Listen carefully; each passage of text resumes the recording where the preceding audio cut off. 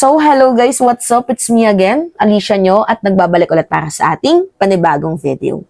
So, ngayon nga po mga minamahal, pag-usapan natin yung nangyaring misa doon nga po sa EDSA Shrine at pagko-call out na din po ng action ng iba't ibang grupo patungkol nga po dito sa impeachment laban kay Vice President Sara Duterte para nang makamit na po natin ang justice, accountability, and transparency kung bakit po tayo ngayon nagkakagulo-gulo dahil nga sa ginawa ng ating Vice Presidente.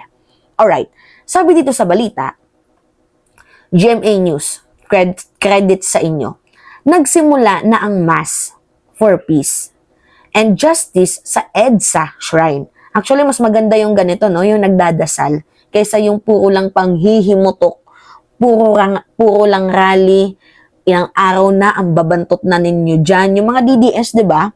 Ang babantot, grabe. Tapos nakakabulabog na sila sa ibang mga nagbi-business doon, sa ibang mga malls kasi puro basurang iniiwan.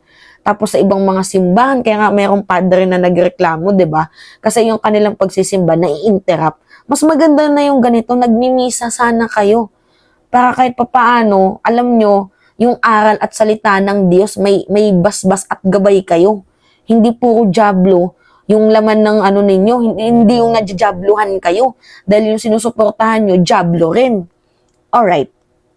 Sabi dito, inaasahan din ang paglulunsad ng koalisyon para sa impeachment ni Vice President Sara Duterte. Nakasuot sila ng kulay peach na ribbon bilang simbolo ng panawagang impeachment. Ito yun mga minamahal. Oh. Yan. Tapos, yan yung picture. Diba? Tapos, yan yung peach na ribbon. Yan. Alright. Itong mga taong to, mga kupal talaga, oh, naghaha. Mga homophobic pero mas madami yung heart. May naghaha lang, pero mas madami pa din yung heart. Diba? Hayaan nyo na yung mga taong yan. Kasi, hindi talaga maiwasan na meron pa din talagang supporters itong mga Duterte. Lalo pat, unity nga, diba? Unity. So, hindi naman lahat ng bumoto kay PBBM ay bumoto kay BP Sara at hindi din lahat ng bumoto kay BP Sara ay bumoto din kay PBBM. Alright, mga minamahal. Actually, itong naging Mass for Peace nila, para sa akin, mas makatarungan. Mas merong sense. Kasi, una sa lahat, yung panawagang ito, hindi lang to panawagan. Kasi, una sa lahat mga minamahal, yung panawagang ito, hindi lang ito panawagan ng isang tao. Panawagan ito ng mga Pilipinong naghahangad, naglalayon, na malaman yung accountability and transparency. Now, ipapasok natin dito yung relihiyon ng Iglesia ni Cristo kasi total, mass to, misa to ng Katoliko, di ba? Meron bang nagawa ang INC na mapipigilan nila yung impeachment laban kay Vice President Sara Duterte? Mas lalo pa nga atang dumami yung mga grupo, bumubuo at naglulunsad pa sila ng koalisyon. Di ba? Para maghain pa ng impeachment laban kay Vice President Sara Duterte. Hindi kasi pwede yung ginawa ng INC. Okay, sabi na lang natin, they are supporting the statement of the President. Pero yung Presidente, mga minamahal, may mga co-equal branches, separate power, yung mga yan, yung 3 branches of the government. Executive, legislative, diba? May mga equal separate power yung mga yan. Hindi di porket sinabi ng ating presidente na wag i-impeach kasi Sara is not important, susundin na natin. Hindi pwedeng ganun. Maybe sinabi niya lang yun because, strategic move. Maybe kinukonsider niya yung numbers. Uulitin ko sa inyo, kailangan talaga kapag magpa-impeach ka, number games yung impeachment. And i-consider na din natin yung time. Kasi malapit na nga yung midterm election. Yung dalawang yan kailangang i-consider. So I think kung ipapasa yung impeachment ngayon, mahihirapan nating habulin kasi lower chamber pa lang, aabutan yan ng first to second quarter. Tapos pag naiakyat naman doon sa upper chamber, nandoon pa yung mga pulpul na mga senador. So sa madaling sabi, number games yung impeachment.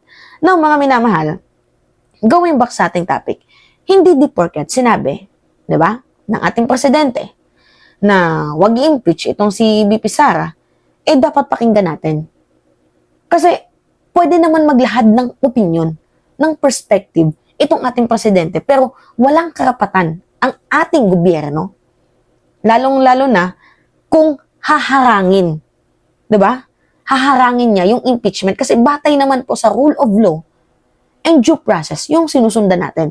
Hindi naman natin in-impeach itong si BP Sara without any valid reason. Kasi impeachable offense naman yung ginawa niya.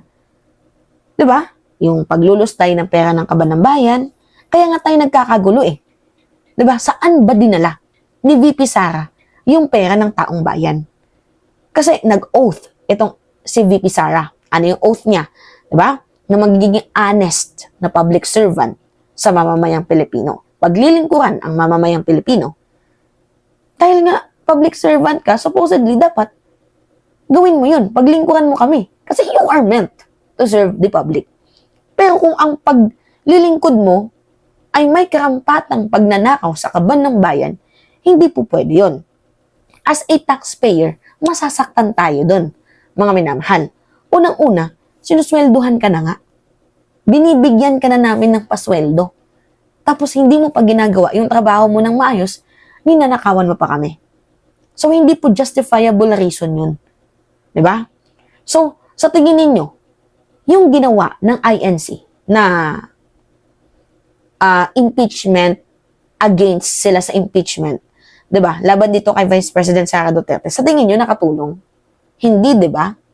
Mas lalo pang dumami yung mga grupong gustong ma-impeach itong si BP Sara. Sa aking pagkakaalam, 3 na yung nag-file ng impeachment. Madadagdagan pa ng pang-4. Kaya nga nandun lang sa opisina ni Reginald Velasco. Hindi pa natatransmit sa Office of the House Speaker kasi meron pang inaantay. So instead na makatulong, 'di ba? Itong grupo na sumusuporta kay VP mas lalong nabaon si Vice President Sara Duterte dahil sa naging movement ng INC mas lalong dumadami ang mga taong mas nagiging curious patungkol dito sa impeachment ni BP Sara kasi hindi po valid na reason na unity. 'Di ba? Hindi pwedeng ma-impeach kasi nag-aaway yung dalawang matataas na opisyalis ng bansang Pilipinas, dapat pagkasunduin 'yan. Hindi po pwedeng valid na reason 'yun. 'Di ba? Kapayapaan. Kasi mga minamahal, walang kapayapaan kapag walang transparency. There is no peace if there is no transparency and accountability. Kasi diyan po tayo nagkakatalo-talo. Pera natin nilulustay sa hindi tama at maayos na pamamaraan. 'Di ba? So, diyan nga tayo nag-away-away Oh. Tapos ngayon, yung reason lang na ibibigay sa atin na kaya hindi pwedeng ma-impeach itong si Sara dahil masisira yung kapayapaan. Hindi pwedeng valid na gawing reason yun. Alright? So, yun po, mga minamahal. Para sa akin, yung nangyaring mass for peace na yan, I think mas better kaysa sa nagsisigaw, nagngangawa, na parang mga walang pinag-aralan. Parang acting like uneducated person. Like imagine, rally kayo dito, rally kayo doon, pero binisita ba kayo ng vice-presidente ninyo kahit isang beses? Wala, di ba? Nag-aaway-away pa nga kayo sa donation. Oh, gets nyo ko, mga minamahal? Di ba? Kaloka? Oh, alright? So, pahingi lang po ako ng comments, tapos likes, and share na din po mga minamahal para po maging updated kayo sa ating mga susunod at maging, makatulong sa ating algorithm. Alright, it's me again, Alicia nyo, at nagbabalik ulit na sa ating panibagong video. Maraming salamat, mga minamahal.